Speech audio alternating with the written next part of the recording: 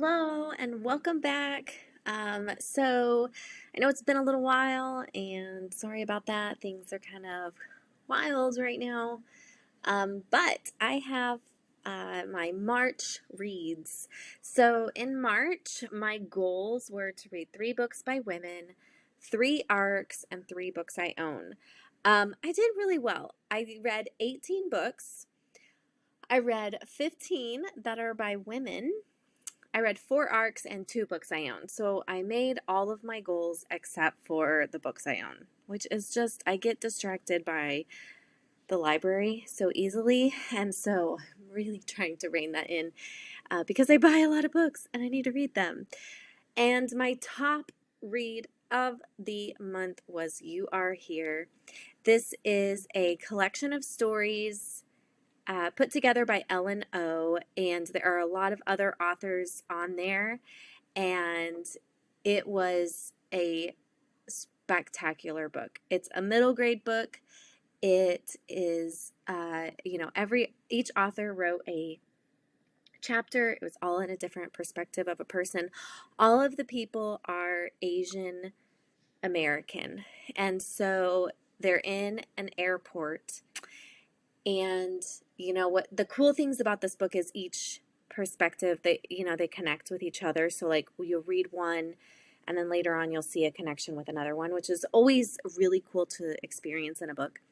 And then it also deals a lot with micro aggressions. Sorry, I got cut off there. So You Are Here deals with, a lot of microaggressions that those of Asian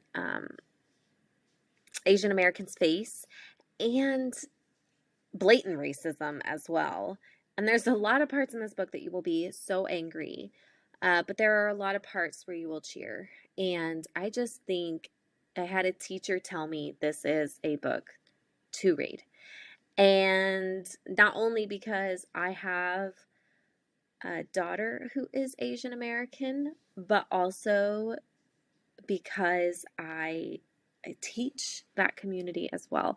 And it's just important. It's just an important read. So I really enjoyed this book.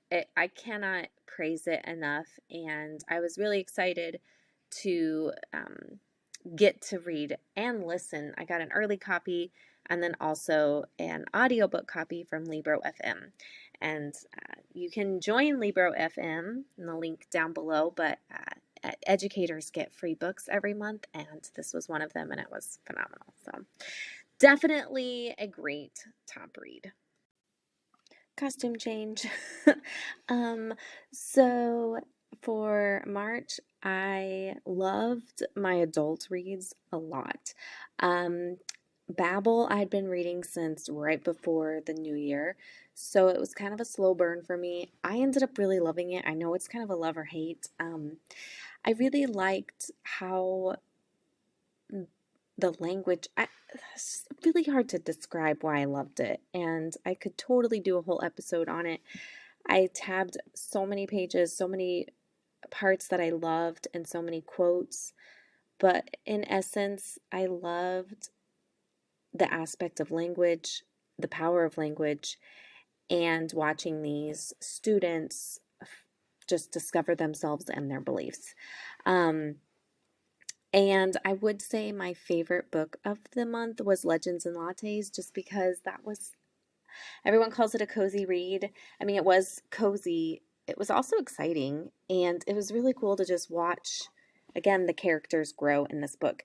I put it as adult because of the characters' ages, but I've seen some people call it young adult. Like I thought it was young adult.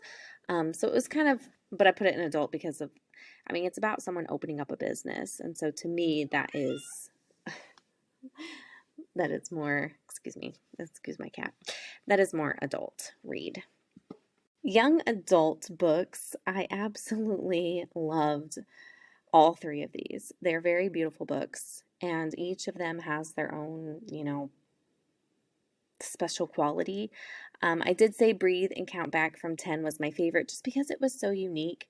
It was kind of cool that it was about these well, not all girls, essentially girls. I don't want to spoil anything. Anyway, they are mermaids.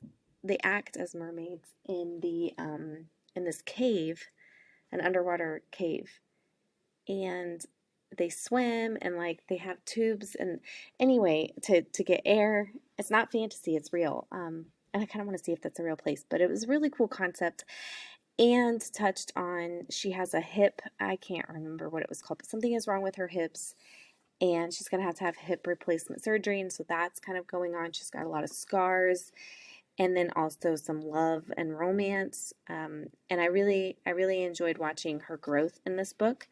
And then Once Upon a Broken Heart is just a phenomenal fantasy. I read Caraval by the same author, and I mean, I enjoyed it, but it was kind of hard to get through. And I want to read the second one, but I kind of already forgot what's on the first one. But this one was amazing. And I think it's the same world. And so there are some connections. But I'm excited for the second book in this series. And then I think the third comes out this year. And then They Call Her Fragona is a sequel or a companion novel to They Call Me Guero. And just a great romance story. It's told in verse and just powerful and amazing. Middle grade books, I read so many of them. I'm so glad I got back into my middle grade books. I had been kind of stuck in young adult and adult for a while. And not that there's anything wrong with that. I just, I teach middle schoolers, so I like to read those books. And for some reason, I always connect so much with middle grade books more than anything else. Young adults and adult are more entertainment and escape. Middle grade hit hard. And that's probably why I'm a middle school teacher. I just connect with it so well. So to pick a favorite book out of here was really difficult. I already talked about You Are Here, which ended up being my all-time favorite of the month, but all of these I highly recommend. A really unique book was Isla to Island. Very few words, a graphic novel, and very powerful, and shows the power that art and comic can have. And it was amazing. I think I've talked about it in a previous video. And Wave, Alias Anna, and Ode to Nobody are all books in verse. I listened to My Selma. That one was a tough read. It's about the civil rights era, and to me, it is a memoir, and it did a great job at explaining that whole time period in a way that I think is accessible for kids, but again, we shouldn't shy away.